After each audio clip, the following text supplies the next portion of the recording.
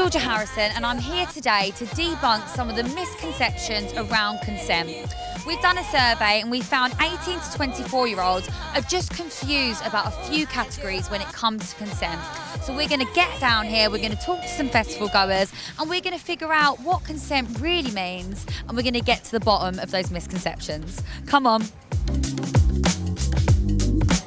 I think that you should be able to stop at any point if you feel uncomfortable doing whatever you are doing or partaking in. You have every right to say stop, I'm not comfortable, and the other person should respect that.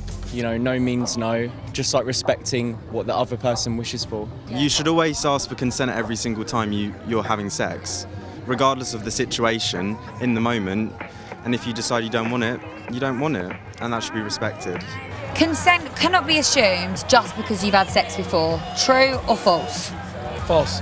False. Yeah. False. False, definitely. If you don't want to do it, you can't feel pressured into something that you don't want to do.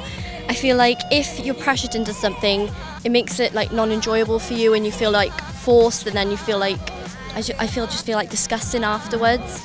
But yeah, 100%. I think if you don't want to do it, don't do it. Like, don't feel pressured into doing it. Yeah. Rape is not always violent or involves physical force. 47% of people got this wrong. There's like a poor definition of what rape actually is, and therefore like lines of understanding can get blurred when it comes to that sort of thing. So I think people just have to be very like well educated on you know, what consent and what rape actually is. Say you saw like one of your mates and you thought he was pushing the line with a girl a bit. Would you be happy to have a conversation with him? And if you were to, how would that go? It's about, I feel like, especially if it's your friend, it's not about trying to make it a confrontation in the slightest, but you have to have a level word with them, because when it's confrontation, it feels more unserious. Yeah. So if I speak to them as a level-headed person, they'll respect it and understand, and hopefully make difference in what they're doing. Wow, we have been to pubs, we've been to villages, we've even been to festivals, and we have spoken to some amazing young people who clearly have a great understanding when it comes to consent. But unfortunately, not everyone does. So the best thing you can do is just help not only educate yourself, but educate each other.